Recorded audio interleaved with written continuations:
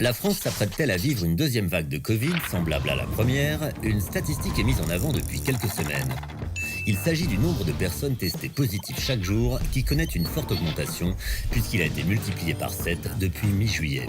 On enregistre plus de 5000 nouvelles contaminations par jour sur la dernière semaine d'août, une donnée que certains ont tenté de comparer avec les chiffres de la première phase de l'épidémie en mars et avril. Au plus fort de la crise, les autorités sanitaires ont compté 7500 nouveaux cas sur la journée du 31 mars.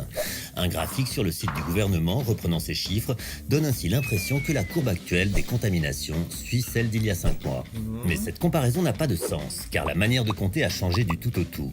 Actuellement, la France pratique près de 700 000 tests par semaine, alors qu'en mars ou avril, faute de capacité, elle ne dépassait pas les 100 000 tests. Seuls les malades les plus graves étaient dépistés, une infime partie donc des cas positifs. Si on avait pratiqué à l'époque la même politique de test qu'aujourd'hui, le nombre de nouvelles contaminations chaque jour aurait été sans commune mesure avec les chiffres actuels.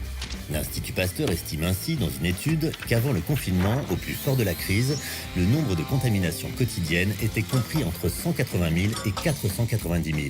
Si la vigilance reste de mise, elle doit aussi s'appliquer aux comparaisons trop alarmistes.